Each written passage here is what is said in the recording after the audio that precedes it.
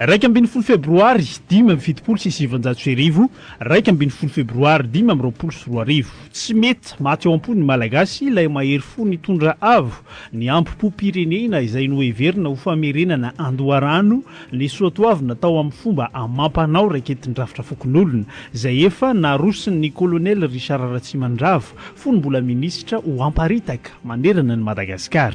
Mialohan'ny nafatesany toy izao ny zava-nitranga. Raika amin'ny 3 Desambra 4/7/2020, nisy fanonganam-panjakana teto Madagascar. Ny hetsika natao dia ny famonona amin'ny fanapahandohana ireo mpikambana natao amin'ny gouvernement Ramanatsoa. Ny alon'io andro dia nisy nitifitra ny général Ramanatsoa raha avy ny araba-tratro ny taona ny vahoaka Malagasy ny vantana tetsy amin'ny radio anosy tsy vony tena ny fampiambina azy afrikanina iray no maty voatifitra. Rehefa tsy nahomby ity fanonganam-panjakana ity dia nandrainy ndraiky ny ministeran'ny antany ny Kolonely Richard Ratsimandrava nanomboka ny fisamborana ireo manam-boninahitra voaroroy. 13 Janoary 5/7/2020, noravan'ny général Ramanatsoa ny gouvernement tarihany ny tsy fisian'ny firaisankina no antony voalaza fa nandravana izany. Nambarany fa ijoro tsy ho ela ny gouvernement vaovao. Nandositra namonjy ny camp GMP etsy avaratra tanimora ny mpanolo-tsaina raha miaramila ny général Ramanatsoa, fantatra amin'ny hoe colonel Bréchard Rajoelina, ny kapteny Amady Augustin no lehibe ny feno tomby ara-dalàna. Ny GMP kosa dia eo ambany fiaginy ny ministeran'ny atitany. Tao no nanomboka ny fikomin'ny GMP tsy azo nidirana ny toby.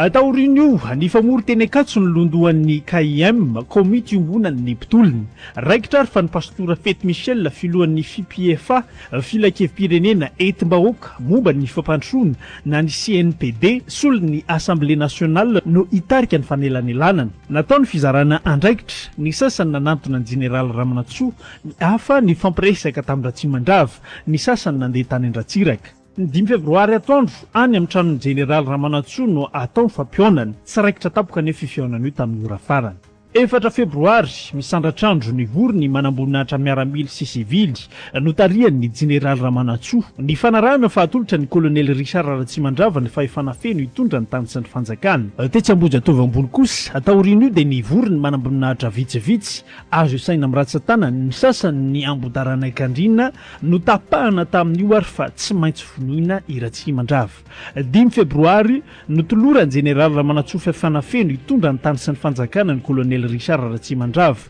Adiny iray mialohan'io anefa efa nilaza ny tao amin'ny toby GMT fa lasa ny Ratsimandrava ny volona. 9 Febroary voatsangana ny gouvernement Ratsimandrava. 2 Febroary 5/7/2020, maraina amin'ny 8 ora maraina nampatsiany lehiben'ny gouvernement ny mpiambina iray hoe androany ane ilay andro voalaza fa amononanao hoe ka nolaviny hoe ndao fa tsy misy atahorantsika an'izany. Tamin'ny 8 ora alina ny 1 Febroary 5/7/2020, nisy nitifitra teo Ambohijatovo ambony ny fiarantondra ny colonel Richard Ratsimandrava rehefa hiazo amodiny fonena ny eny Anjoy. Natao ny fitsaboana sy ny alanelina rehetra nefa tsy tana ny ainy. Maty niaraka tamin'ny mpiambina azy roa, voatifitra tamin'ny tongony kosa ny mpamidy. 10 taona. Ina moa zay 10 taona zay ilay famonona tamin'ny fomba zay tena netota taratasy, za tsy teny hoe marina fa netota taratasy ny fanadiadiana tamin'izany. Ny raiko izay mpanao gazety tamin'izany anisan'ny niatrika ny fitsarana tamin'izany ny mbola mipetra. Za tsy hanoro anareo mihitsy ao an-traniko io so hoe dia tonga any dia manafika na manao sarika am-pandriana tsy omeko io fa dia napetrany io 10 taona ty aoriana nisy namono ny filoham-pirenena ny kolonely Ratsimandrava Richard. Kolonely foana izy fa tsy niakatra général izy ary tena tsy tiany zany na izy efa lasa arany fa kolonely izy. Atao anatin'izay sehatra rehetrarehetra izay be dia be le tantara tiako voizina amin'ity maraina ity. Fa ny zavatra apetrako zany amin'izao maraina izao tsy tanisan'ilay tantara intsony a hoe inona ny zavatra nisy fa mampatsiahy fotsiny ahy zany ny tompon'andraikitra hoe aiza ho aiza izay raharaha kolonely Ratsimandrava izay. Raha ny fadimy ny volana Febroary taona 5/7/2020 izy no be dia be mbola tsy ary tamin'izany a. No nandray ny fahefana izay ny atombohan'le tsy miambo adidy mon général rehefa natolotry général Ramanatsoa Gabriel. Ny anaranareo olona tena tamboantso mihitsy ny endrika tanketsa fa tena misy olombelona zao fotoana izao tena mitovy anaovana kopatanina moa général tena Ramanatsoa Gabriel mihitsy ary ny grady io raha antsika mahita samy miaramila zareo any izy any zay ny anamako zay anaovana kopatanina ianao fantatro anao fa mena anaovana kopatanina ihany koa ny aveny Andraisoro sy Sisi avy any Beravina avy any Fianaratsoa sika rehetra manera Madagascar hoe teo dia ny zavatra misy zany tao anatin'izay sehatra izay enina andro tsy navelanareo 7 andro ohatran'ny irany ambondrona izy le 7 andro ohatran'izay le irany ambondrona tsy navelanareo hitondra ohatran'le 7 andro nambondrona izy fa enina andro dia nisy nandatsaka ny ainy io moa zany le raharaha tao anatin'izay rehetrarehetra zay zay mifamaofao sy mifamotofoto ho amin'ny ankehitriny ina ny zavatra nisy tao anatin'ireny sehatra maro isan-karazany reny ny zavatra zay nisy zany tao anatin'ireny betsaka noho ny teny efa teny anosy tao amin'ny trano fiasany no efa latsaka ny ainy betsaka ihany koa noho ny teny hoe teny Ambojatovo mihitsy tsika tsy nanatro maso lovatsofina no entina sy ny tantara tao anatin'izany sy ny fanadiadiana rehefa niakatra teny anivon'ny fitsarana reo olona izay voatonontonona tao anatin'ity sehatra ity dia tao anatin'ireo sehatra maro isan-karazan'ireo izay nahafantarana ny rehetra sy ireo voatonontonona tao anatin'izany ny raharam-pirenena no hoe aiza ho aiza izy ity ny zavatra misy zany amin'izao fotoana izao 50 taona ny anahy dia any fa raha hitondra ny resaka momba ny raharaha isika zay tena betsaka tokoa amin'ny ankehitriny inona moa zany raha niseo tamin'izany fotoana izany tena manana tahirikevitra be dehibe raha fony fahavelon'ny raiko teo sy rehefa tsy teo ntsony izy dia manana tahirikevitra be dehibe sy ny gazety no soratany tamin'izany maly tontolo aho dia namadibadika azy io ary nijery tamin'ny antsipireny hoe iza no entiko ao anatin'reto tao anatin'izay fanehonkevitra maro isan-karazana zay satria dia marobe ny fanehonkevitra tao anatin'izy ity ny fanehonkevitra tao anatin'izany sy ny zavatra nisy ny raharaha zany rehefa niakatra teny anivon'ny fitsarana tsika dia mbola mametraka foana fa be dehibe ny tantaram-pirenena zay tsy fantatritsika be dehibe ny zavatra zay tsy hoaitsika ao anatin'izany ny 034 29 045 40 nefa atsika miditra 034 29 045 40 ny zavatra mipetraka zany tao anatin'izy ity dia hoe betsaka no ny andry hoe isy ny grand dossier isokatra avy amin'ny fanjakana na koa ireo olobe ny aina tamin'ireo akoatra ny général Ramakavely Désiré izay efa nanao ny ampamoaka tamin'izany fotoana izany marobe le anarana mety ho voatonotona fa elantsiny satria le zavatra le noresana tamin'izany no resahantsika amin'ny ankehitriny ny amiral Ratsimandrava izay efa nanao ny ampamoaka ihany koa fa ny généraly Andriamahazo no Nitifitra ary mbola velona hoy izy lieutenant vonombola izay vavolombelona ao anatina gazety zany sy ny tantara nandiso avy hatrany an'izany anefa averiko tsara nandiso avy hatrany an'izany ny fianakavian'ny généraly Andriamahazo tamin'ny alalan'ny zanany ka nanao ampamoaka kely momba ny resaka ampamoizakova tadidy za tamin'izany efa lehibe sy ny akazo miritra tadidio zay teny zay namana mpanao gazety Lantimera Ranjersa kosa ny laza tao amin'ny fandarana invité du Zuma fa Andriamahazo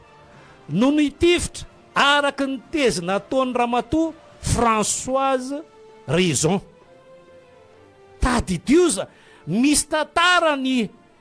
firenetsika izay navoaka tao anatin'ilay boky hoe paysan intellectuel et populisme à Madagascar tantara io averiko io dia miandry sika teto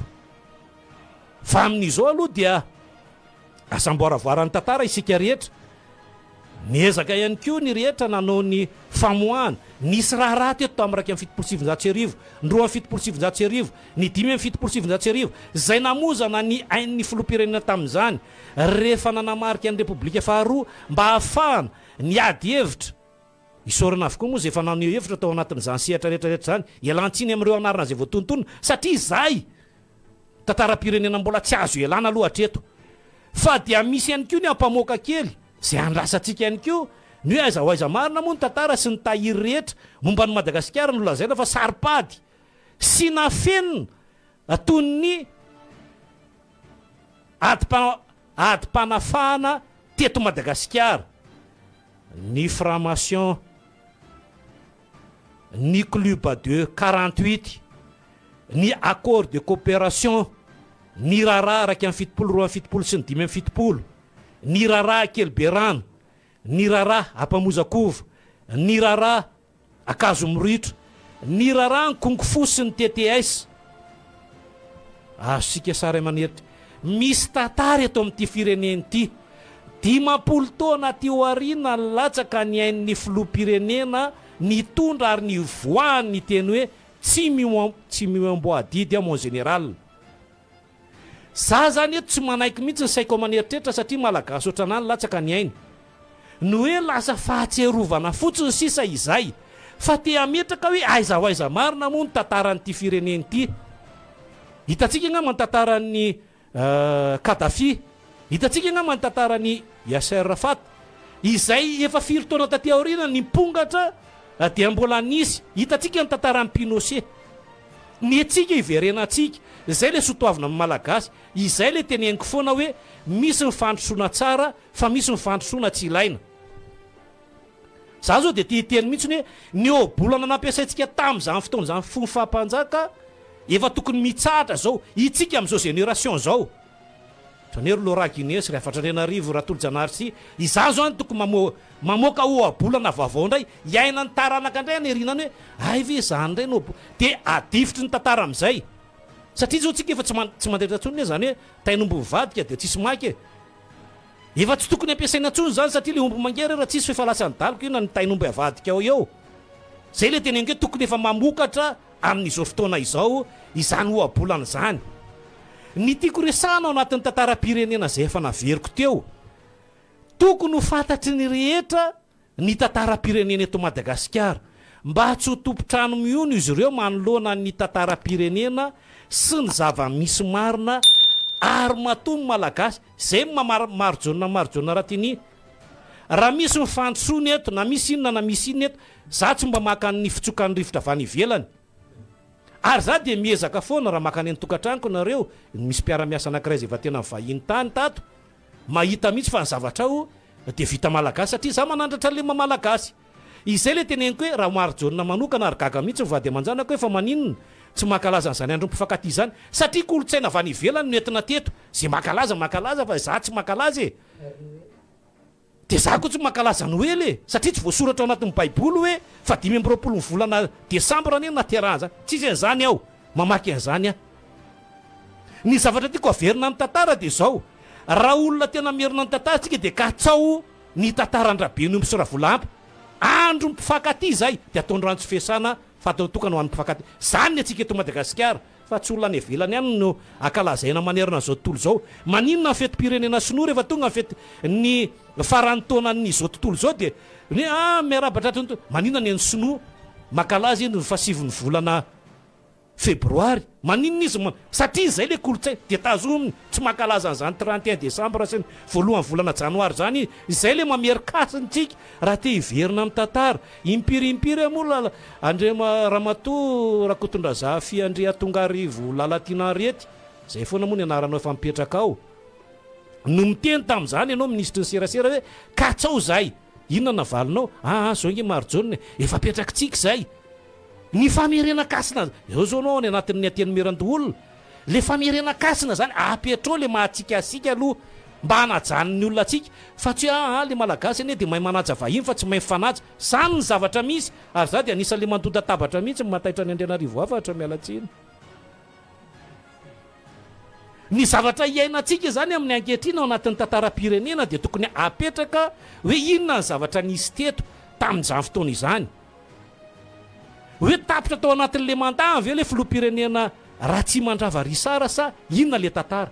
Tsy nitondra izy enina andro dia latsaka ny ainy,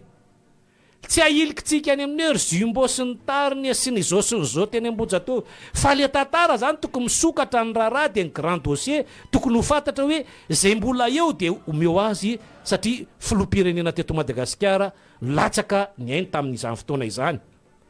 034 29 045 40 raha sitrakareo dia aloha tonga dia antso daholo e. Io tantaram-pirenena io zay apetraka zany amin'ny ankehitriny, mametraka ny zavatra tsara zay mila apetraka mandraky tiany an'io. Fa raha ohatra hoe tsika ny zavatra ratsy io dia mety ho zavatra hafa no iseho ao anatin'izay. Miarapanao veto fanehonkevitra anao tena makasitraka anao am'le aloha le onjam-peo tena mahafinaritra makasitraka anao mahafinaritra ny fa tena marina zany. aloha le onjam-peo anao dia ao anaty finday anao mien fa maheno foana. Ao a eny tompoko. ya tena hoentsika mavaka zany le izy mba tokony hoe ohatr'izay daholo samy mahavoantsika Malagasy samy matahotra n'le ilazan-tena zavatra marina ohatr'izao. Zay zany tena makasitraka ary tokony ho rehare mihitsy ary anaran'ny ankizy rehetrarehetra zany dia zavatra ohatr'izao na any am-pianarana na aiza. Ale kolotsaina vazany lasa tonga eto amintsika dia antsika mifahandritra ankoatra ny valalakarona fotsiny eto Madagasikara eto. Zay fa dia makasitraka marojaonina dia mifampivavaka. Makasitraka namanao olona tsara. Ny tantaram-pirenena dia izay akoatra ny raharaha naminon'ny olona ny filoham-pirenena io. Miarabanao zany hoe filoham-pirenena nametraka tamin'izany fotoana izany, rehefa mamadika an'le gazety nosora io gazety nosoratan'ny raika io rehefa namidy io tamin'izany dia izy mitahiry dia mipolamy dia mamaky hoe tena navita soratra mihitsy ny rangary zareo tamin'izany fotoana izany. Ora isika aza mibipabipa fotsiny moa ny zavatra mipetraka zany tao anatin'ireny sehatra ireny, fa tateo arinany rehefa nitondra teo ny amira tantara zany averiko amintsika, rehefa mipetraka teo ny ministry ny atitany ampy Augustin Portos ny iverina ny ireo olona ny sivana tamin'izany fotoana zany, izany hoe ireo mpanao gazety antsoratra dia tsy maintsy nandalo teo ambany masony. Mbola hitako mihitsy le nikorizeny tamin'izany fotoana izany ny artikla zay avoakany zareo no hoe rapitso tao anatina gazety io resahaka io. Dia ny zavatra atao zany ao anatin'izy ity ataontsika tsetratsetra tsy aritra ao anatina foniteny fa zao dia misy fa inona zany za etsy tolo re olona fa zanakantitra ary le raiko tena napita zavatra be dia be tamiko satria misy fotoana sekreana ihany aloha rahatsika ny azo tafiditra aloha raha Ginesy. Miarabanao hoe fanehonkevitra anao tompoko. Misy vinga mety Manakara. Miaraba tsika va ny Manakara hoe fanehonkevitra. Ny fandaranareo no mahafinaritra tamin'izay moa manaraka foana fa matetika fitafiditra anatin'ny ambotarbe. Ka ty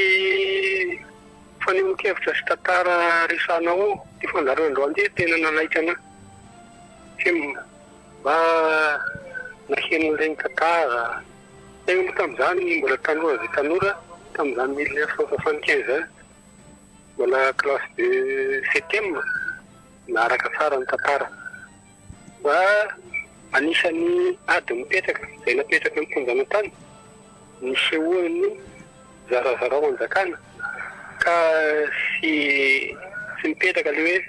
hoe Malagasy fa nisy fizarana atao hoe côté sy plateau. Za koa mpanao gazety mitantara eo tsy mba mankarazana zany 14 février na le hoe fetiny ino moa le folo manao masaka raha reny. Ka zavatra zay tena tokony fantarina ampirefa zany tokony atao hoe mba ho saroan'ny taranaka ny afara ve io zavatra tantara mipetraka io. Engane mba ho saroan'ny taranaka afara fa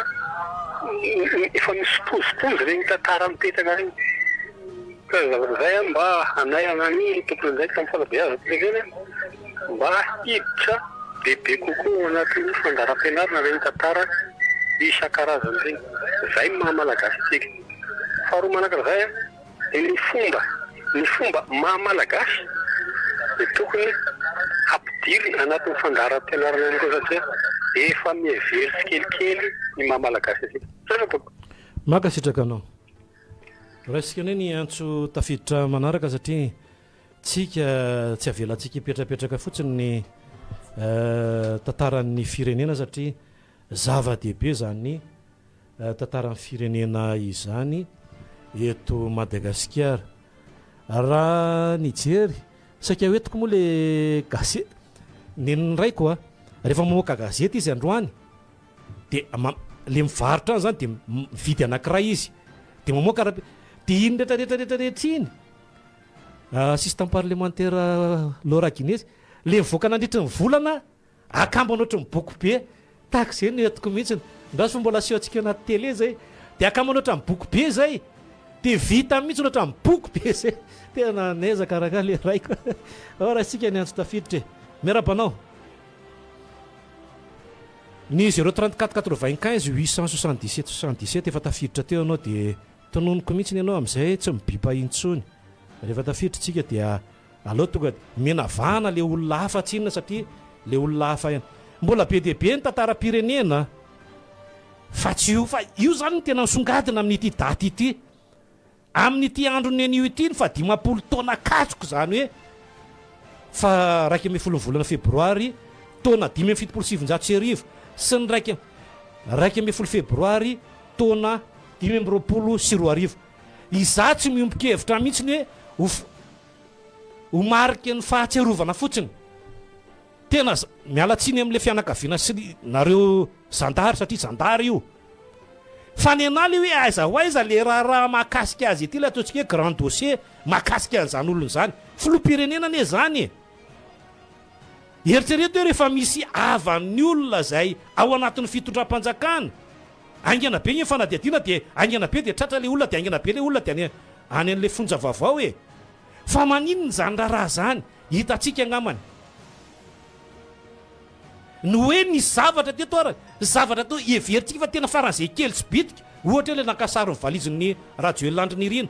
aiza zao ny afaran'le olona veritra amin'ny asany tany ampitan-dranomasina fa aiza izy anatina fonja izy ho amin'ny ankehitriny iza no mijery anazy tsy misy tsony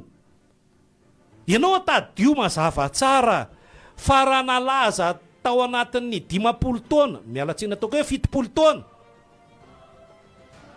ka misy ny fodimandrinao tadio fa ny 2 minitra ihany na tokony n'olombelona ao anao ho fahatserovana anao 2 minitra fahanginana aloha tsika haitsika ave zany ny zavatra misy fa mbola misy ao ny hoe aiza ho aiza moa ny adim-panafahana teto Madagascar aiza ho aiza moa ny resaka momba ny raharaha ny formation malagasy aiza ho aiza moa ny resaka momba reto zao misy tsy mahafantatra an'izany mihitsy hoe ny club de 48 ny accord de coopération be dia be ny tsy mahafantatra an'izany ikely be rano ampamozakova zany zavatra tokony hipetraka ao anatin'ny tantaran'ny firenena izany tokony misy zany raha salaminahako manokana aloha raha filoham-pirenena tokony mba misy zany ny andro fitsahara na andro tsy fiasana fandraisana karana ny andron'ny anio rehefa tafiditra ao anatin'ny jour ouvrable anaovana kopatana ntsika ny talatany volonondry fa tsy eneny androany tonga avy eny re olona sady efa mora zao ny tongolo tsy ohatran'le 9 hitanareo tsony efa 3 izy zao efa latsakarany ny kilao io resahako io ny zavatra misy zany ao anatin'ity tantaran'ny firenena ity mametraka mazava ny raharam-pirenena isika amin'izao fotoana izao zay ve zany ry olombelona rehetra mianao na manerana Madagasikara sy any ampitan-dranomasina mahatonga ny filoham-pirenena za tsy tanisa zay mifandimby eo no betsaka ny mpiambina azy zay ve eritreritra io zay ve zany no mahatonga azy io nanao atandrevaka ve zany sanatriavony vavaladiny lela tsy sanatria maneso miala tsimy miala fondro miala salofito raha anonona ny anarany hoe nanao atandrevaka ve zany lay niteny an'le hoe tsy moamboadity mon général raha nandray ny fahefana satria fatany fa ny malagasy dia raha hitanindrazana azy ary ray raha aminy ary tsy tokony andatsaka ny ainy dia mipetraka teo amin'izay toeran'izay izy dia ny zavatra iainana zany ho amin'ny ankehitriny hoe inona ny zavatra misy amin'izao fotoana izao. Azo everintsika ve, azo fantaritsika ve ny zavatra iaina amin'ny Malagasy ao anatina sehatra maro isan-karazany sy ny tantaram-pirenena. Ny hoe ny zavatra iaina amin'ny Malagasy ao anatin'izay tantaram-pirenena izay tokony ho fantatry ny Malagasy ny raharam-pirenena ao anatina sehatra maro isan-karazany. Satria be dia be manko mety ho difotry ny raharam-pirenena fa inona moa zany? Fa nisy an'izany marina ve tao anatin'izany 034 29 045 40. Dia izay zavatra izay zany tokony ho faharitantsika mazava tsara hoe amin'ny fotoana inona no ahafahan'ny rehetra mijery sy mamantatra ny raharam-pirenena eto Madagasikara. Fa maro amintsika eto Malagasy no tsy mahafantatra an'izany, ary lasa difotry ny tantara isika fa lasa enjia lay kolotsaina avy any ampitan-dranomasina. Miarabanao. Monsieur Sloufo any miaraba monsieur Sloufo eto faneko hevitranao. Zao tantara tamin'izay mbola kely dia tadidiko nanana gazety ny 1975 io dadanay. Tamin'izay mbola kely dia namaky tsara mihitsy tamin'izay mbola 6e angamba na 7e tanoana dia nisy gazety tao dia nagaga tamin'izay tantara misy diffeur ohatra ka hoe fa nisy an'izao le izy tamin'izay misy le gazety nivoaka tamin'io fotoana io tena nanambara mihitsy hoe iria tena nakasary zany le gazety azo sary zany le hoe nitifitra zany zay ny tikitenena dia tia ny sariny anina ny positionné tato dia tia ny sariny anina ny positionné tery dia tia ny tamin'le tery ambony tery zany io tamin'izay fotoana zay. Dia zay no nagagana fotsiny tamin'izay fa hoana moa zany hoe azony gazety sary le position zala mbola avant io mbola avant le hoe nitifitra zay aloha anankiray. Dia ny réflexion anankiray koa nisy fotoana général saiko na tonona na tsy azo tonona ny nara fa mbola velona tsara mihitsy izy. Dia niteny izy tamin'izay fotoana zay hoe efa maty taty amin'ny birao i général fa cinéma fotsiny le natao tery Ambozatofo. Misy zavatra zay koa niteny izay io général tononiko ny anarany fa niteny mihitsy izy tamin'izay dia nitenenina hony général natao amin'ny birao ho fofoiny zareo nge miainao monsieur le président fatatry zany ozy izy le général Richard Ratsimandrava tamin'izay fatatry zany ozy izy. Nitenen'izay koa le général tamin'izany efa fatany zany le izy matoy izy niteny koa tsy miamboadidy ma général dia fatany tsara mihitsy ho ataony zala zaty fatany fa tsy afaka nanday izy zany tamin'le izy satria izy nitenenina koa avant io quelques heures avant io izy nitenenina hoe isy ho fofoiny zareo miainao dia fatatry zany ozy izy mitandremy ianao président fa fatatry zany. Faharoa manaraka an'izay hafa mihitsy ny ty allo mbola ao entoko. Ny faharoa manaraka an'izay magaga fotsiny le androany zany iteneniko fa nga dia tsy afaka natao amin'ny lera tsy fianaran'ny mpianatra ilay fahatsiarovana satria dia amin'ny enina sy fefany dia efa tapaka ny lalana dia nampalahelo daholo ny mpianatry Marimanjaka Andohalo dia zay manodidinidina eo fa nampalahelo ny bus scolaire tonga dia midina dia miverina makany eo miakatra avy aty Tananan'ny dia miverina midina aty Ambozatofo dia mivadika miodina any amin'ny tunnel dia makany Ambanidia dia tara le aky. Dia ny mampalahelo anankiray koa le bus scolaire aty amin'ny parking io parking amin'ny Marimanjaka aty amin'le parking any Marimanjaka aty tabataba be le gendarme ka ny bus scolaire aty na tsy mahafantatra an'izany hoe 11 février dia gaga moa izy nanontany hafa hoany ty hoe fa misina dia io le 11 février fa ny tsy azo fotsiny hoe inona ny idiran'le 11 février aty amin'le tsy avela mipetraka eo zany le anina na tabatabainy dia ozy izy maty an'le chauffeur rehefa avy eo io tahaka ny tsy fahalalany namono any général Ratsimandrava ihany koa ny tsy fahalalany hoe tia fianarana ankizy eto dia mandato ny tobila ivezivezy eto mijanona dia manatitra dia tsy tokony ho tabatabainy fa raha ohatra n'izay fanakanana lalana androany zay raha ohatra izay fanakanana zay tsy maty général Ratsimandrava raha ohatra n'izay disposition nataony zareo zay ny disposition natao tsy maty ny général Ratsimandrava misy ohatra ndrika toko makasitraka anao naraka faingotsika aty Ambomasoa toko miarabantsika avy any Ambomasoa eto faneho-kevitra matsara toko zany faneho-kevitra tsotrany sao ty 19 taona sao fa ny zavatra tiako zany Ny officier généraux amin'ny la gendarmerie amin'izao dia officier tia vola. Fa raha nana ohatran'iny général Ratsimandrava iny ny officier amin'ny gendarmerie mandroso Madagascar ary tsisy famoretana ho an'ny vahoaka izany. Izany no tena zava-dehibe. Any amin'ny akimila izany mety kolokolo ny dirany taon'ny akimila tao. Dia rehefa tonga voakao izy mahazo an'ilay dia tonga amin'io grady officier généraux io tia vola. Fa tokony mieritreritra ireo officier amin'ny gendarmerie ireo na ny retirety raika lahariza tokony mieritreritra. Ahoana ty malagasy ty? Saotra tompoko. Maka sitrakanao. Ny zavatra iainan'ny vahoaka malagasy ny sotoavina amin'ny malagasy izay raha tena merikasina isika dia raiso le mahatsika asika. Za tsy hiteny hoe verena manao salaka diso zay fa le mahatsika mihitsy. Matoa firenena anankiray mandroso miroborobo. Raha toa zao firenena sinoa, raha ohatra zao za manjifa zavatra sinoa mazava ho azy fa androso izy satria za manjifa. Fa raha manjifa le vita malagasy sika mazava be fa mandroso sika eto Madagasikara. Miarabanao eto fanehonkevitra anao tompoko. Verina kely basa zafatokoa. Tena zavatra tiako tenenina zany raha ohatra ka tokony iverenantsika mihitsy le fomba malagasy. Tokony tsika aloha zany mieritreritra hoe iza ny olona afaka merina ohatra hoe ny andro androazo tokony hoe iverina zany tompoko hoe aloatra ataontsika andro fiasana fa fandraisaka rama tsy mianatra amin'ny mpianatra hoe mifatoka tanteraka maty le zany hoe tamin'izao fotoana tamin'ity ora 11 février ity zany nafaty ny général Ratsimandrava.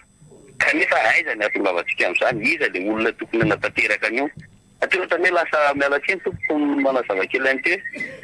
lasa maina fotsiny zany tsika reraka amin'ny teny fa le olona mientsy fa le olona tokony tena andray andraikitra mihitsy tokony hoe ho atsoina na hoe ahoana ny atongavantsika amin'izay zavatra izay. Satria raha ny tena marina zany le tenenao teo ohatra anazy dia tsy mahakalaza zany apeta ho mpakaty zany satria zavatra fanendafy ihany. Mbovao malagasy tokony hoe tsy miasa mpiasa tsy mianatra ny mpianatra asa fandraisaka rano.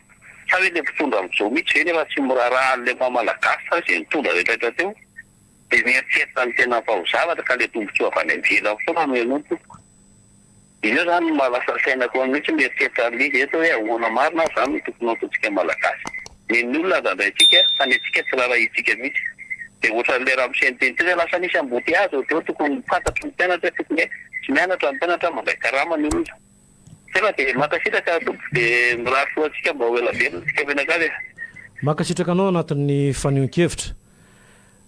Ny fanehonkevitra antsika dia rehefa nodimandry ny filoham-pirenena Ratsimandrava Risara Kolonely izy. Aloha apetrakantsika foana. Kolonely izy tao anatin'izay. Raha isika ny antso tafiditra. Efa tafiditra ianao eto fanehonkevitra anao. Miverina kely misy vonjy avy ety Manakava. Mihaino amin'ny canal plus rehefa misy manindry ny fréquence atao amin'ny canal dia misy fakazahoana kely azafady indrindra tompoko. Makasitraka anao arany. Ismail Abdala Lala plein mijery an'izay ao anatin'ny canal izay satria dia misy manitsaka ny ao anatin'ny fifandraisana dia betsaka ireo olona tsy maheno mihitsiny. Ary maro ihany koa ny hoe hira-pivavahana no mandeha. Tsisy hira-pivavahana zao mandeha ato aminay. Be dia be mantsy nareo no mandefa mesazy ato ao anatin'izay sehatra izay hoe misy manindry be mihitsy noho izy le radio salama tompoko. Tsy trano amoron-dalana ihany namano arodana amin'izao namana nambaran'ny famarinana tsy haiko le izy misy manindry be ozy izy nonjapeo aza vao le tsika le misy manindry dia aiza le faritra izay misy zany hoe le ao anatin'le canal zany tsisy mandreny olona aloha hatreto dia efa ho jerentsika ny makasika izay Ismail Abdala Lala sy plein ny hoe aiza avy izay faritra izay dia antsika ihany koa miteny hoe le faritra le aty ananina ny tena tsy mahazo mihitsy ny ao anatin'ilay izy. Manaja zoko marjona mahafinaritra rangany fitantaranareo an'izany tsara fantatra izany avy aty Atsobolo raisika zay antso tafiditra ao anatin'izy ity salama kolo mitovy amin'ny tantaran'ny ao raisika ary ny antso tafiditra miarabanao efa tafiditra anao za mianao le onjam-peo azafady eny tompoko miarabantsika va ny faritry mena be dia mezaka amin'ny teny mafimafy kely anao fa latsaka katerena Renay koa zao tia Morondava misy manindry be le canal misy hira-pivavahana mandeha be tsy maheno tsara zahay. Eny tompoko. Eny tompoko Batandritra. Makasitraka anao. Ny faritra maromaro zany ao anatina canal Ismail Abdala lala plein betsaka ireo tsy maheno antsika amin'izao maraina izao. Raha nandeha fandarana izy tamin'ny maraina tsy misy manontoana fa rehefa mandeha fandarana dia nafandehany dia betsaka no tsy maheno ao anatin'izany ezahantsika eo ihany ny hoe aiza ho aiza ny makasika izany bonjour tafa mba ohatrinona marina ny vidin'ny saky amin'ny zanaky ANR dia volan'iza no nividianana izany miarabantsika rehetra ao dia ao nafandehany dia aleo be volomboasary ny vidim-piainana miakatra isan'andro ny tanora betsaka no tsy manana asa avy aty ambositra ihany no manoratra ho atsika ao anatin'ny izany salama marjona misy amin'ny fandarana sy manana mitambatra be le SMS-nao le avy any Atsirabe avy ereny dia asio espace miarabanareo amin'ny kolo ao avy aty Mangily ifaty ihany tsara raha fandarana enjana io makany aminareo any ifaty io ao amin'le kily be ao mampamangely namana olona tsara ao tonga dia fatany avy aty Tomasina namana tena tsy mary itsony izahay avy aty amin'ny faritra Tomasina na amin'ny onjam-peo na ao anatina canal na sao tsotsika Ismail Abdala dia ngamba izy mena fitenenana mihitsy rehefa tonga eo inona ny olana ao anatin'izay sehatra izay satria dia betsaka ireo tsy mandre atsika amin'ny ity maraina ity 034 045 40 raisitsika ny antso tafiditra amin'ity maraina ity zay tafiditra dia ao anatin'le finday foana miaino fa za miaino anatina onjam-peo tsika fa lasa misy fahatarana zany zay le torohevitra menantsika misy fahatarana ao dia raha vao miaino tsika anatin'ilay onjam-peo tonga ao amintsika dia lasa miandry elaela tsika vao tafiditra ao anatin'izay miaraba ny marjone ny atia tamatavy koa misy manindry koa tamatavy faharoa zany ty le teo tamatavy voalohany salamy misy feharo samihafa raha no eno vaty Morondava zay le tenentsika teo ahoana ary zany ao raha isika aloha ny antso tafiditra dia naman'olona tsara miarabanao fa tafiditra ny 038 36 296 ao raha isika ny antso tafiditra rany eny tompoko aza mianao an'le onjam-peo vao eo no mena toromarika isika somary miakatra kely fa za mianao an'le onjam-peo fa sy mitonga dia ao anatin'le finday tsika mieno tompoko ny zavatra apetrakintsika vao eo tsika miakatra manome an'izay toromarika zay dia mieno foantsika misy feharo samihafa ozy izy ny eno ao anatin'ny Kool FM avy aty Morondava ihany no mandefa izay betsaka zany tsy manre dia tsy haiko hoe ny rariva misy ny famerenana ny fandarana ao anatin'izay latsinainy sy talata ary ny lakamisy misy famerenana ny alarobia sy ny lakamisy tsy misy izay famerenana izay raha isika ny antso tafiditra rany miarabanao tsika rehefa tafiditra dia mianiany an'le fiainana angamba tsy ho raisiko tsony ny olona eny rehefa avy eo miaraba marjona tena izay mihitsy nranga tena mampalahelo ranga zava-misy eto amintsika raha ny tantara firenena no tsy haitsika manoloana izany ny manaraka ihany keo dia miarabantsika rehetra ao rehefa tafiditra nareo dia raisina ka nareo nge no peno betsaka no tsy mandre anisan'izany ihany keo izay aty Morondava dia Morondava sy Tomasina zany zao tsy maheno salamy aiza izay Madagascar mandroseo vao maika aza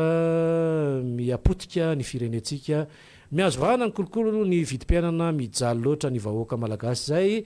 mitrongo vahoamany avy aty Toliara no manoratra ho atsika miarabanao hoe to fanehonkevitra anao ohatrany tia Vohemara zao tena tsy mahina koa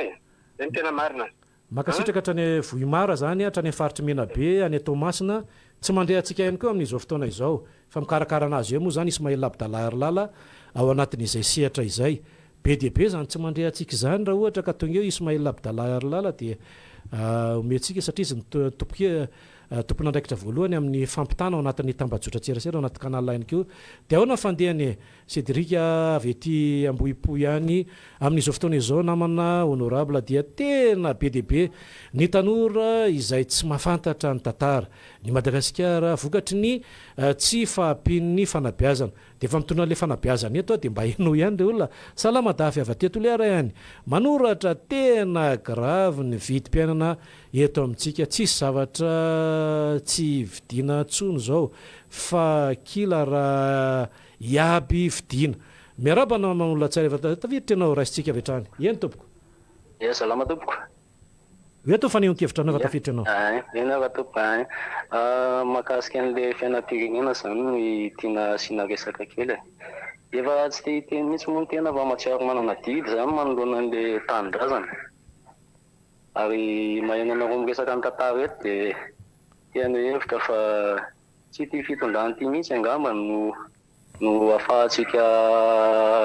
atongavana amin'izay fahalalana ny tantara zay satria tia fitondrany ity ary miezaka mamono ny tantara amin'ny alalan'ireny fananganana kolizie sy ny tariny ireny. Ity fitondrany ity zany no tena olana be eto amin'ity firenena ity ary raha hitady vahaolana isika dia ny fialana amin'ity fitondrany ity angamba ny tena vahaolana maika indrindra. Aoka ho tsarotsika fa misy olona namoy miaino ho an'ny firenena teto dia isika amin'izao fotoana izao ve ambaka n'ireny olo ireny raha resaka fitiavan-tanindrazana dia aiza ny amin'ny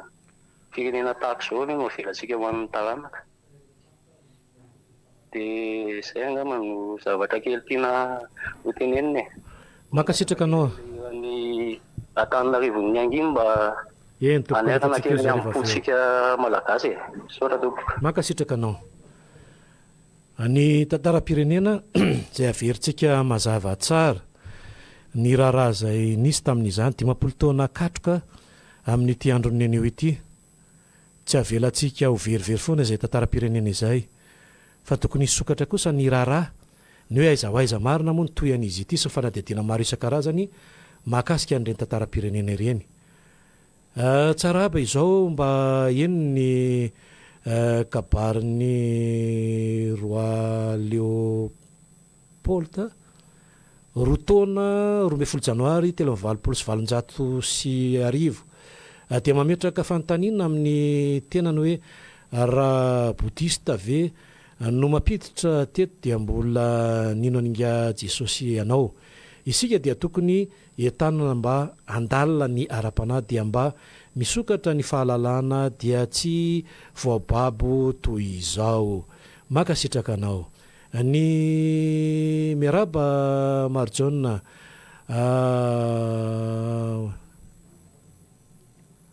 maivana be ny fandraisana ny KOLOFM aty Alarobia Ambatomanga any an'le misy fromage tsara io so dia mety atodika aty atsinanana aty aminay arany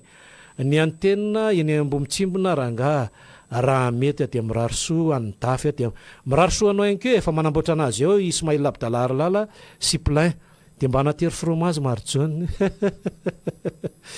aty Ambatondrazaka ihany tena misy manindry be ny kanal ranga ny fanjakan'ny Besandry mandidy ry rafanja hoy isika namanao la tsara mirabanao tonga dia hoe tofa nion-kevitra anao tany tompoko KOLOFM efa tafiditra anao hoe tofa nion-kevitra anao aza mianao le onjam-peo anao azafady eny ary tompoko hitanao zany le olona le tendresaka mety zarafa hitaloha reny eny tompoko dia fanapoaka ny fanjakana izy inona moa tena tombony amin'io zany reny olona azo reny dia mitsepoa dia faly mety nany tafitrano any dia manao fety izy ny fitambaran'ireny fovotra vibration reny dia lasa vitana tsara ho an'izay olona karakara iny atsika be menimenina reny dia mba dere aloha natondray aman'irensika io zao zareo nahavitan'io ny taranany zany dia hijoka zavamamy satria nahavita nampifaly olona be dia be ny système ohatran'izany hoe arahany mba hitaretrany hoe ina nataony ray aman-dreninao fa nitrosa nataony ray aman-dreninao na ina nataonao dia anao no mandio azy indray. Ny momba nafatin'le président anankiray taloha za zao mahatahiry teny be dia be tantaran'olona tamin'izany fotoana zany fa tsy haiko hoe azo tenenina ka. Dia misy le resaka hitanareo ndray olona tanora ndray zany teneniko ty le 29 mars sy le 29 mars ny teneniko fa le andro mihitsiny ny lasitry ny olona eo amin'ny fiainana dia tsy nahaterany fa ny foronany tao akibo izay olona miforona amin'io daty io amin'io andro io fa tsy le daty dia olona manana ny foavy mamiratiratra amin'ity tany ity tena haitsika malagasy zany. Tsika malagasy taloha tsy manao firaisana fahatany zany fa mijery andro dia reo fa nirazanatsika dia olona lava be matanjaka dia fahamarina fa sisa tefatady afara naritsika izy. Io tsika be dia be le olona manery toerana fotsiny tsisy effectiva théorique lasa olona be menimena tsisy vahaolana olona piloraposiny ka nareo taloha dia mba jery moa izay hoe ataovy izay asonareo zaza amin'io dia teraka amin'ny desambra dia zay reo zanakareo raha fosifotsy iry dia raha ile fosy marotsaka lava be reny raha maikotry dia raha maikireny tena olona teto hanana andro avy ny tsara be zanakao mba heno ihany izany teneniko zany natao hoe fahendrena sotra betsaka tompo. Makasitraka anao lasa izy raha fahendrena hoy izy ny iran'le mpanakanto zay mitovy anniversaire amiko ary mitovy daty naterahana amiko mihitsiny anaovana kopa-tanana izy fa manaraka atsika avy aty vohipeno ihany vatovavy misy manindry ny fréquence misaotra ny fandarana fa mahafinaritra be ny vaovao zay hoentinareo miarabanao eny tompoko eto mifanenkevitra anao ianao le onjam-peo dia aza menao le onjam-peo re olona azafady indrindra ao eto mifanenkevitra anao mianao le onjam-peo anao dia lasa taba misy finday eo aminao dia na mivoaka lavitra be any ary anao dia fa heninao anatin'le finday le feo anao fa lasa mianao le onjam-peo anao dia lasa tapaka le fifandraisantsika. Salama Kolo Monsieur Njaka Vatianjanahary tena mahafinaritra ny fandarana fa ny angatana dia mba anaovana fandarana manokana fa maro ny tanora tsy mahalala ny tantaram-pirenena ao fanaovantsika fandarana manokana izay salame tolona ihany no solution anatin'izay miarabanao arany eny tompoko miarabanao namana olona tsara zao zany fitopolo taona latsaka kely foana eny tompoko nahita natazana nary tamin'ny fotoana azy anontaniko amadrona koa zany malio tena vetsika tsia satria raha diniana inge amin'ny tenin'ny tanora vakina fotsiny fa 20 taona ty arina tsy fantatra ny namono tifitra fantatra efery simbo fa napitifitra izy satria raha amin'ny miaramila le nitifitra zavatra karazany hitanao le olona ty amin'ny ambanimbany fa le napitifitra izy io napitifitra io tsy tio atsamizao mbola misy général nge mbola velole malala tsara an'io fa io mo filazaina ny tena marina fa io nge fakina fotsiny araky ny teniny tanora soza betsaka marodrona fa io nyresahana mampimevitena hita maso fa mampimeveo raha io nyresahana fa marina dolo le ny teneno marodrona regny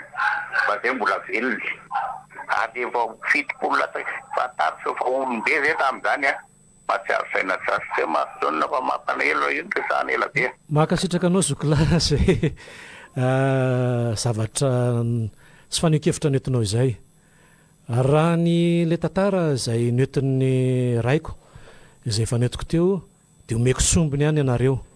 rehefa niakatra teo anivon'ny fitsarana ny raharaha satria nisy namantsika teo ny teny hoe nanao an'le hita mihitsy le sary tao anatin'le izy mety simulation zay hoe le hoe nytery dia nisy nitifitra sy le anina fa ny tantara rehefa niakatra tao anatin'ny fitsarana izy ireo dia nyteny lay olona le manamboninahitra za tsy tenin'ny gradiny ny teny izy dia valabara hoe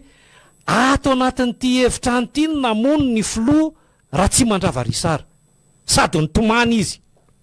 mbola tsariko tsara mihitsy le raiko sady ny teny izay miaraka le oronam-peo ary nagaga tena io oronam-peo tena isaky ny 11 février ohatran'izao mitady any fa tsy hitako mihitsiny tsy haiko hoe nakaiza izy io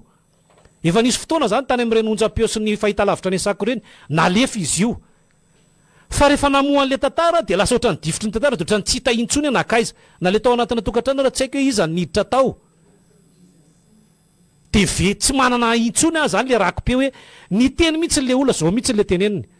rehefa hoe miakatra eto ary ianao miakatra le manamboninahitra ny tononany ana dia valabara misy le azo melikiny eo toy izy dia tsy nanana fa tsy fitenena fa nifokofoko tamin'ny ranomaso dia niteny hoe ato amin'ity hevitrano ity ny namono ny filoha-pirenena Ratsimandrava risara sady nitomany izy ny ala ankona teo zany dia tokony efa fantatra ny hoe iza tamin'ireo olona ireo fa izy tao anatin'ilay oronam-peo tsy haiko na nisy toy na tapaka ny raiko moa zany teo ny azony ny toy an'izay na ny tao aorianan'izay ny tsy fantatra hoe nanondro ve izy sa tsy nanondro ary inona ny netiny hafarana raha ohatra ka olona manamboninahitra ohatran'izany no miteny dia oza raha tsy nanondro izy raha tsy niteny izy dia olona kanosa ihany miala tsiny ale fitenenana mahitsy be satria ny marina ny tokony ho tenentsika dia tokony teny hoe nantondronao hoe io le olona zay namono azy tamin'izany fa zao tsika lasa difitry ny tantara raha amin'izao fotoana izao zay mbola tovolahy Rajoelina Andry nirina afaka mikaroka ny tantara hoe aiza marina andora angamba raha izany tantaram-pirenena zany no foa miala tsiny no foazitsika zany mino somatoky fa miverina tsy kelikely lay fahatokisan'ny malagasy samy malagasy miverina tsy kelikely izany sotoavina mamalagasy izany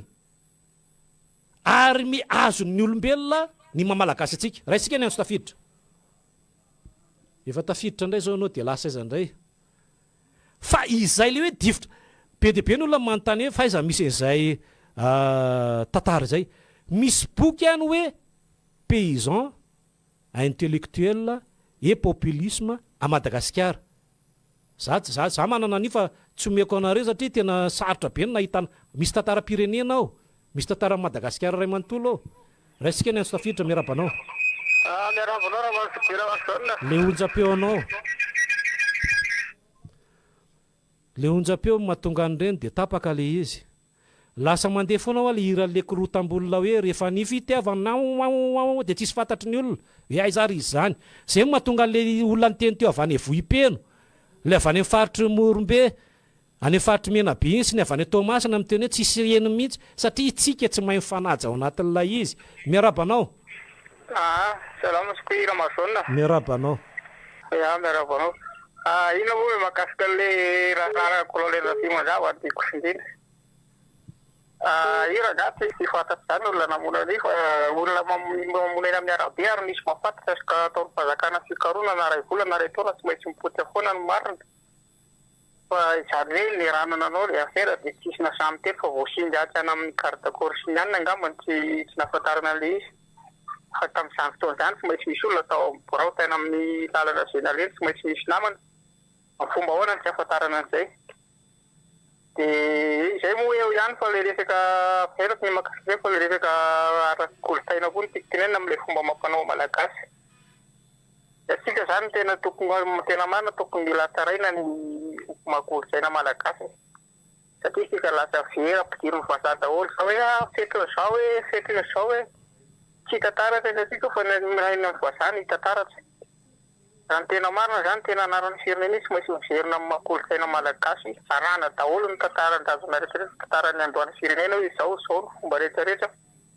miverina amin'ilony ny firenena io fa atsorina zay tsy netiny zay netiny fahazanana tany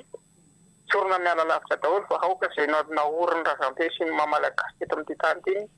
ho arahana tantara amin'ny faramandimba angatrana amin'ny farany mandeha amin'izay loany ny rio firenena io fa makasitraka namana olona tsara tamin'izay fanehonkevitranao izay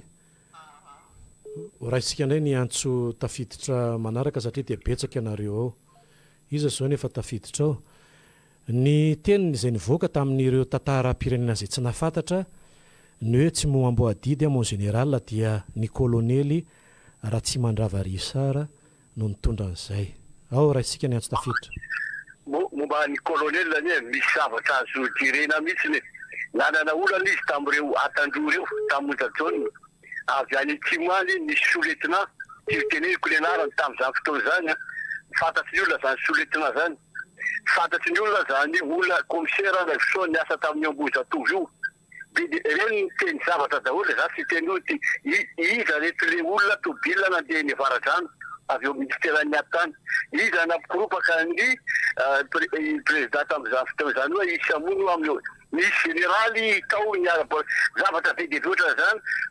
ka niarahana anambony tokoa le izy dia leo ajana asana izy le hoe atesaka izy tsy merina fa atesaka zoka koa izay aloha zava fa izy zany defa lalàna tsy dia hoe rehefa roapolo taona tsy lalàna tsony dia zay zany nefa rany misanakavily ary moa tsy tezitra misy indreo ina aloha azo ataotsika io fa tena io fantatra be dia be misy le olo manamboninahitra tamin'izany fotoana zany ny teny fa tsy ny hoenao tsika dia tsika taranaka ty afarandray lasa mifamendo fendo anamiko iny dia fa tsika foa zay vazana an'io io tsika malagasy io be be loatra ny zavatra kiamboamboarina eto dia disorepera tsika tena azafady be loatra zany hoe taiza marina izy tena fatesany hoe tsy nazavainy zany jimbo zany anie olona voafitaka zany natao sorona da tena vonona koa hitanao fa be dia be mihitsy le zavatra tsy mandeha efa velo makasitraka anao ny tantaram-pirenentsika be dia be eto amin'ny tany sy ny firenena ny tantaram-pirenena zay tsy azo tofin'ny tantara ary tsy maintsy horesahantsika eto foana ny hoe aiza marina moa misy an'izay miarabanao na manao latsara hoe to fanenkevitra anao ianao a le onjam-peo anao io zao mainao anao izao disy be ny teninao ry maritaonina hoe to ny fanenkevitra anao kolonely tao amin'ny fisarana ny teny hoe tsy ato anatin'ity tsy ato an-trano ato ny olona namono ny Ratsimandrava disy be mihitsy ianao naharaka tsara ny tantara iny aho fa tsy hoe tsy atony aratinao teneniko le kolonely le onjam-peo somary alao kely raha tianao dia teneniko ianaran'le teneny le kolonely tompoko tena tsara mihitsy zay kolonely raha be tapitra iny ny tao zay makasitraka anao anatin'izay ny olombelona izay nrakipeo zay le teneniko anao nrakipeo no avero raha teto mantsy le rakipeo dia noetintsika mihitsiny fa io zany nikaroana tany amin'ireo onjam-peo sy ny fahitalavitra zay nisako teo aloha ny hoe aiza izay rakipeo zay dia izay ny tiako risahana tao anatin'ilay izy fa tsy lay tsy izany manamafy an'le teny fa le rakipeo no teneniko ara tsika ny antsy tafiditra salama na manao tsara miarabatsika avy any Tomasina efa maheno tsara ve tsika avy any Tomasina efa manomboka mazava kely fa tiako tenenina fotsiny kolonely Ratsimandrava no niteny fa tsy memboadidy amon général tonga ny repoblika faharoa dia niteny ndraiky amiral Ratsiraka teny vaty fa mbola tena satria 20 taona latsaka zao dia nisy fanontaniana tamin'ny mpanao gazety ny amiral Ratsiraka tamin'ny fitondranany dia inona ny teny navalin'ilay mpanao gazety secret d'état zany ohatra nanjaranareo manadiady an'ireo fa nisy fanontaniana zay napetraky ny mpanao gazety dia zay navalin'ny amiral hoe secret d'état zany ka mikasika ny nafateta ny kolonely Ratsimandrava secret d'état iny ilaina ny marina mivoaka fa raha mbola tany tsy kely ny finoko ary tsy manam-pinoana fa tsisy amoaka iny tena tsisy amoaka iny tsisy mitaidory vavolombelona mihitsy hoe zany teo dia zany na tsisy satria naantony zao ny fitondrana misy amin'izao zay mijoro amin'ny fahamarinana Koto Maty any Nitifitra zay mahakasika an'iny fa fanontaniana kely farany andrefa-fotoana gazety hoe ny filoham-pirenena nikabary fa mety vary ho misy 20 sy 7 fa fotoana fohy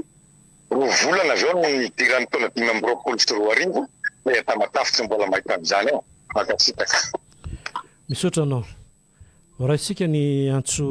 tafiditra manaraka faingotsika aloha rakinesy dia toizantsika izay avy eo atsika ny faneon-kevitra ao anatin'izay sehatra izay raha isika ihany koa ny antso tafiditra 034 29 045 40 eny ara ny izany efa lasa indray anao omeo sehatra aloha le olona tokony aneo hevitra satria ianareo no mena sehatra betsaka amin'ity fotoana ity be dia be ireo olona zay ao raha isika ary ny antso tafiditra makasitraka anao miarabanao salama dasa miarabana manao latsara zao raha ranga avy aty Tilaraka. Miarabantsika avy any Toliara. Salama. Zaho ranga mieritseritsy an'ity tantaram-panjakana ity raha ohatra zany ka zay namsanatsy miangatra tokotokony ho fantatra 100% zany ny olona namonan'io generalitsika io. Satria isika mpiheno vaovao sy mpanaraba vaovao zao sahala manao débat dia mivoaka tsikelikely zany vaovao hoe ianona misy an'izao tao vao maika ve ny fanjakana sy ny polisy miaraka amin'ny gendarme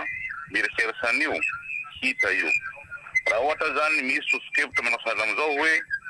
ity zavatra ty manko tokotokony mivoaka ny numéronay zahay mpiheno sy ny anarananay zahay mpiheno fa manjary manimba zavatra maro. Raha ohatra zany misy hoe tambazanay vola ataontsika hoe 10 millions hoe zay mamoaka hevitra sahala am'izao hoe misy hevitra mahafonja 100% ny poste an'io. Tsy maintsy misy olo zany manantona anareo daty milaza ny marina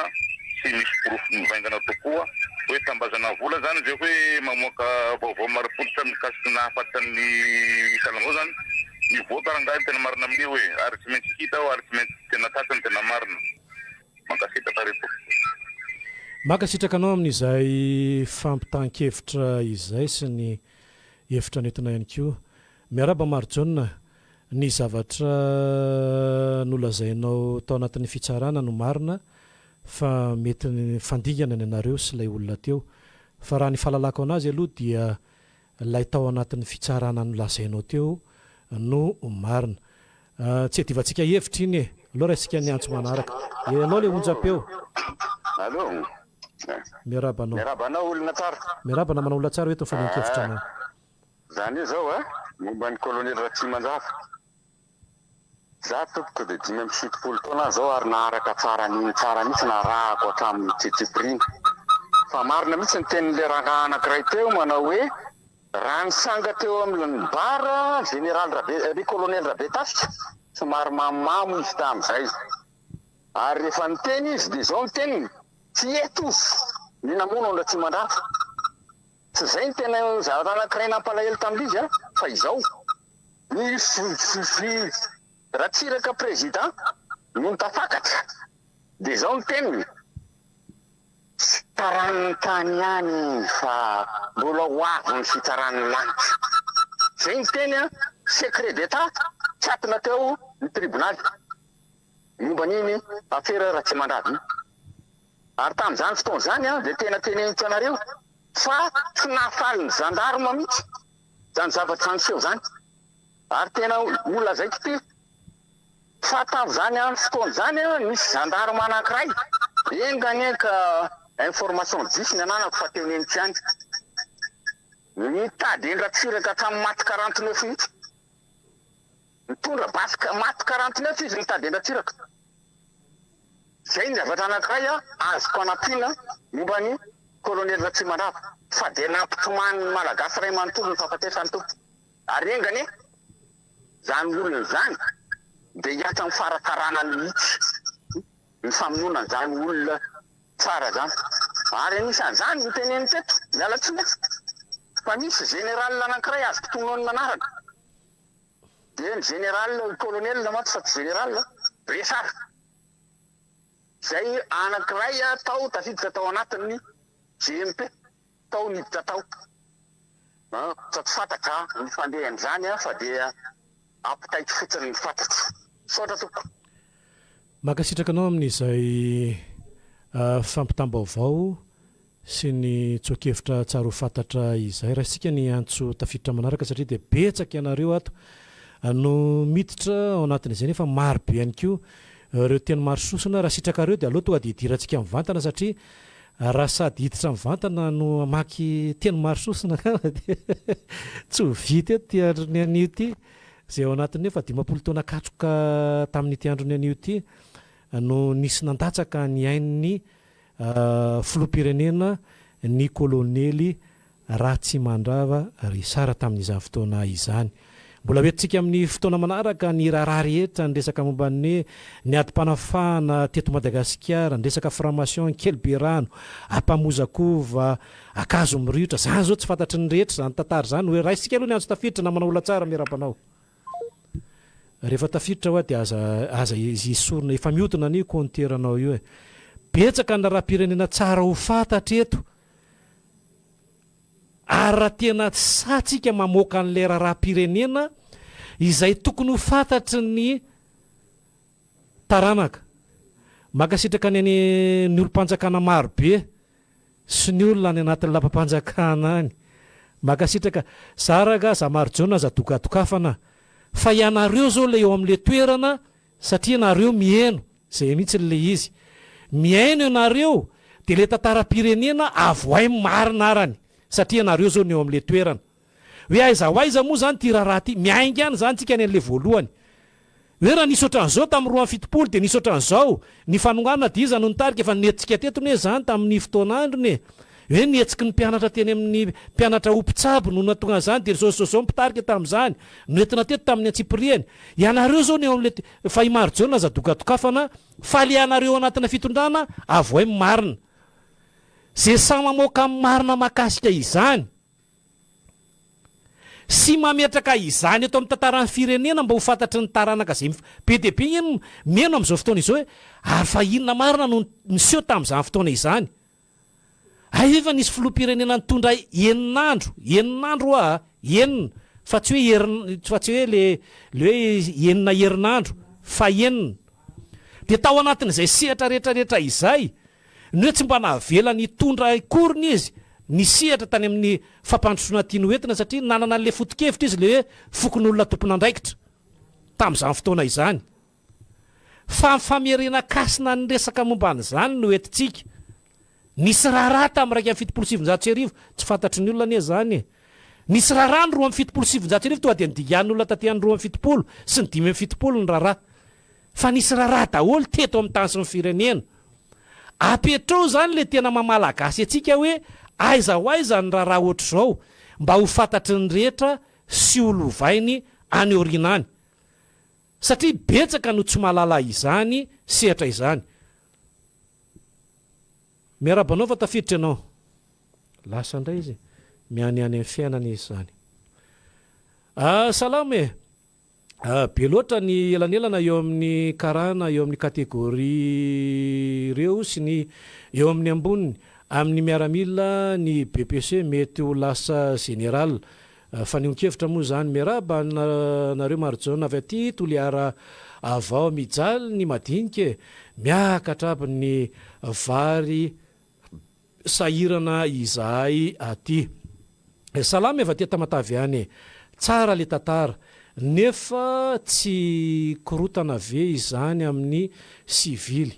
mana pahefana ary feo roa no mandeha aty aminay mbola misy feo anankiroa zany mandeha any Ismail Abdala zay any Tomasina ho amin'ny ankehitriny salama dafy misy radio manindry indray amin'ny kanal akolo avy aty mainty ranomelaka enjana any re olona efa sady ratsy lalana izy no sarotra vao tonga any mba omeo feo tsara izy mba andrenesany an'ity 8 ty sy ny tantara-pirenena any amin'ny faritry mainty rano indray zany Ismail Abdala lala mba omeo feo tsara re olona any mba hafahany meno ny fandarantsika salama tompoko ny vahoaka amin'ny fampandrosoan'ny Madagascar dia ny fialana tanteraka amin'ny frantsay zava-bita frantsay ary ny firenetsika vitsolo-marina fa betsaka olomanga izany hoe marina tsy mipotra manoloana ny zava-misy raha isika eo ihany ny anso tafiditra zay tafiditra eo salama Kool FM zay avy aty mahajanga ihany amin'izao fotoana izao tsisy tanora mahalala ny tantara-pirenena satria ny mpitondra aza tsy mahalala araka izany tadidiko tsara mihitsy mialatsiny mamerina nyty tantara ity mialatsiny hoa averiko fantelony mialatsiny rehefa niaraka tamin'ny filoham-pirenena zay nandeha tamin'ny forosoanina tamin'izany fotoana izany niainga teto Nalamanga nakany mahajanga ny tsena ny filoham-pirenena frantsay Jacques Chirac tadiditsika amin'ny filoham-pirenena malagasy teto tao amin'ny hôtely Sony zay no ny nanao ny conférence de presse niaraka tamin'ny filoham-pirenena narotota rehefa nantany ny mpanao gazety mahakasika ny mpanao gazety frantsay zay tonga teto tamin'izany niaraka ny mpanao gazety malagasy tao amin'ny toeran'io tany mahajanga io resahaka io tamin'izany fotoana izany filoham-pirenena malagasy sy filoham-pirenena frantsay rehefa niresaka dia mahakasika ny raharaha 770 no nyresahany aiza izy izy nda raha mahakasika an'io sy ny fitoriana petrakareo Madagasikara mahakasika azy ity navaly le filoha-pirenena de zaho izy mbola tsy teraka tam'izany mampalahelo koa nge re olona le tantara pirenena na za zao tsy mahay an'le tantara pirenena amin'ny akapobeany fa le lova-tsofina sy le zavatra marina noentina zay misy pirofo tao anatin'izany no noentintsika hoe izao le pirofo fa raha hiteny zany tsika de very antsavy nohatra andrivotra voaka ampifana ny tantara pirenena mahakasika izany sehatra rehetrarehetra zany ny zavatra misy zany ao anatin'izy ity raha isika indray ao anatin'ny 34 29 045 40 aloha amin'izao fotoana izao lasa izy salame efa nariny ny karatra malagasy frantsay io olona io tena tsy miasa saina ireo olona ireo miaraka amin'ireo aza mampijaly avaty ambatondra zaka ihany za tsy amaky an'ty SMS ty mihitsy satria dia misy olona dimondry zareo any ao an-dapa ao meno atsika dia mahakasika ny raha-pirenena tsy lay fandokadokafana ny zava-dehibe fa le fametrahana le marina sy le rariny sy nihitsiny mba avoay raha sitrakareo mba ho fantatry ny vahoaka malagasy zay mba fangatahako raha sitrakareo miarabako aloha misy radio hafa ndray manindry amin'ny kanala avaty Manakara lasa mitombondray izy zany resaka diversion reny nivoaka angazety tamin'ny andro nafatesan'ny filoha Kolonely Ratsimandrava fa raha ny marina izany rehefa tokony hivoaka ny fanadiadina mba tiako atao fandara manokana tompoko mikasika ny kelberance avoaka atsika aza matahotra ianao raha mbola eto marjona miarabanao aloha le onjam-peo miarabanao eto mifanehonkevitra anao ty mifanehonkevitra mahakasika ny raha firenena tsika toy moa za taloha moa tapasirigny mampiroro anay tapasiry manao tapasirigny vazambe taloha igny mampiroro anay mofkena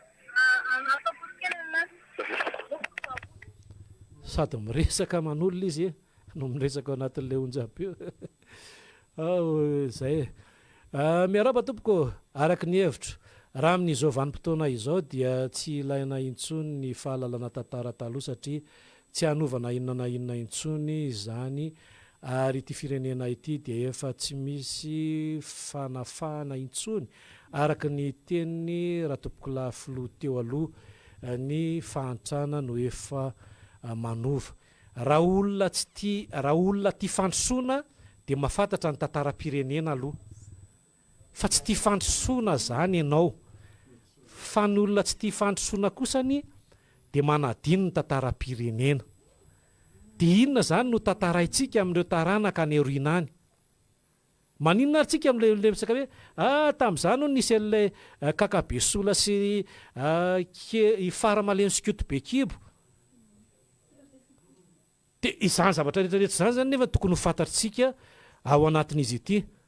dia izay malasa saina maneritreritra ao anatin'izay tantara-pirenena zay ty afatry ty ngama dia miampita manokana ny dida Montero satria dia amite dida Montero raha miada mahefa ny tena anarany hoe tena tsy mivoaka tao anatin'ny YouTube mihitsy noho zany fitiavana masika sy rafozana sy vinanto tsy vaniny zany fa mba miandro le mpanoratra hono zany fa le tantara rehetra hono zany eniny eo daholo fa ny tantara zay nosoratany tsy ao mihitsy dia io izy io dia zay mihitsy mantsy dia vakina satria atao anatin'le onjam-peo dia tsy maintsy avoakatsika salama tompoko raha fantatra ireo ny namolo an'ny kolonely io ambaranareo fa tsy faly anaratsy any Andry nareo Franky avy aty Tuliary zay ne tsy misy manaratsy nareo aza raha manaratsy endrika ohatran'ny omby atsika eo tsy misy manaratsy eto fa miteny ny zava-misy sa averintsika indray ve le oronam-peo dia henonareo ve manaratsy ve hoe ray alina tsika atao anatin'ity toerana ity zany hoe 50 000 manaratsy ve zany ny vary tsy vokatra raha tsy roa taona ny mivosotra apiterahantsika resina piso aiza zao zany anentsika dahalo tsika amin'ny alalan'ny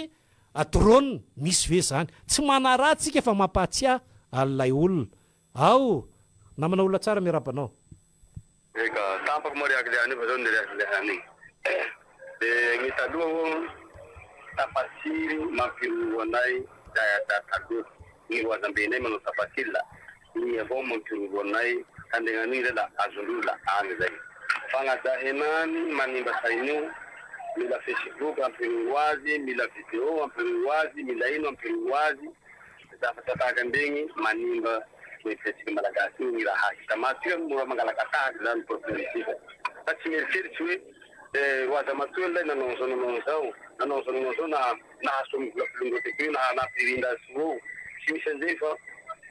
alatsika tahaka raha tanolo andasagny zao ka aia egnatseo maty zay ka sy milasa pitetika zany firenena tiketo tegnan'olo azy zany vangatatsika tahaky manahira zay zay zay zany problematika Madagascar fa io la tsika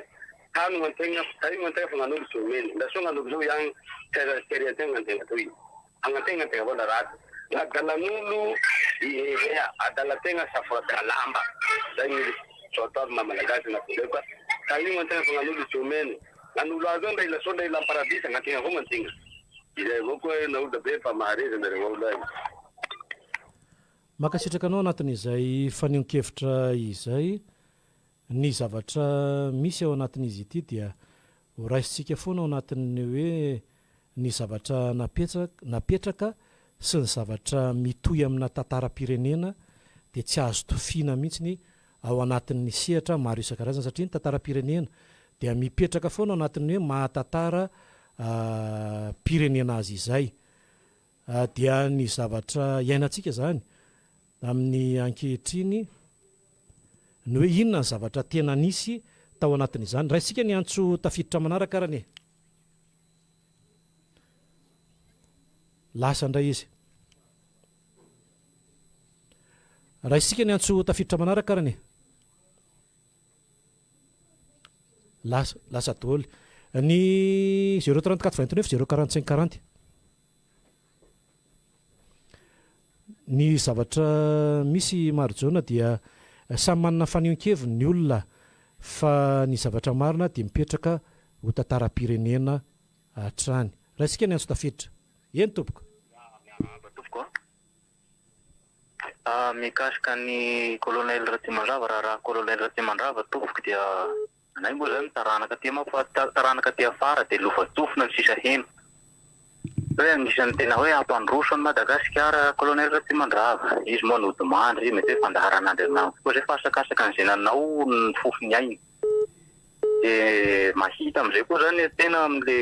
tsy misy officier gendarmerie ty afara na ny polisy na ny zanary na maramila misy mba hoe magnatanteraka ny asany na heny koa zahay an'izany hoe Kolonely fanapera zany io koa moa am'izao raha tika mahita koa Kolonely faneva komanda-groupement Menabe tena manao ny asany zany principe ny Kolonely Ratsimandrava angamba satria ny vahoaka no tena hoe hatongona zany avela koa amin'igny fa mba tena tiako hanehoan-kevitra tompoko ty mikasika hoe Andry Rajoelina vazaha Andry Rajoelina frantsay aoka reha zava fa ny Malagasy ray manontolo ataoko hoe ny 80% ny Malagasy dia teo vazaha aby teo vazaha satria fomba ndrazana ve ny fiarabana teto Madagascar ve ny hoe bonjour aiza koa raha moa le tenjery tamin'ny garabola hoe raha misy manome kinga miteny hoe misaotra tompoko iny merci zao fa zareo teny gasy dia somary mahasadaikitra ana fa nyle Malagasy misy ny teo vazaha fa ty hoe Andry Rajoelina rery tompoko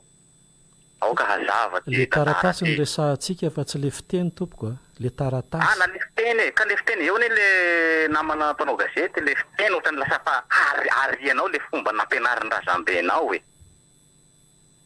tena tsy aiko aloha fe vignay hoe fanekohevitsy zogobe fa le am'izao ane misy zaza malagasy 3 taona feheziny ray aman-dreny folahin'ny ray aman-dreny hahay resaky teny frantsay fa tsy ampianarin'ny ray aman-dreny hoe raha misy olon-dehibe eto ka rehefa mandalo dia manao vazafady mirehareha ny ray aman-dreny ny zazakely hoe mahay teny frantsay ny zanany fa nefa ny atoronao hazo izy zany hoe ino ty azo ty mandravasary sy hainy zay ity tagnatagna manga rety zegny zany le fomba malagasy hoe arina Tiatika mianakavy raha ireo koa zavatra misy amin'ny fianakaviana raha ohatra hoe nanambady vazaha ohatra mirehareha nanambady vazaha ny anakiraha Koto milamy zay malagasy tompoko ny te hagnariny mahamalagasy anazy piso lelaka français ry teo français fa tsy ahilika amin'ny Andry Rajoelina ery amizay le raha Andry Rajoelina vazaha io moho io le ary eo koa le toe-tsaina ty koa de tena toe-tsaina hitako sy mampandroso an'ity Madagascar le olona hoe misy eto hoe tao ndefa nambody-Janahary eto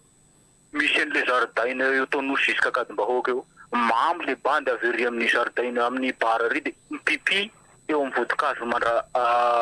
ravitsara eo de Andry Rajoelina ve zany mamano io sa hitainy crise ty asa le membre gouvernement fa le toe-taina gasy misy ny tena tsy mahavoara lazana amizay hoe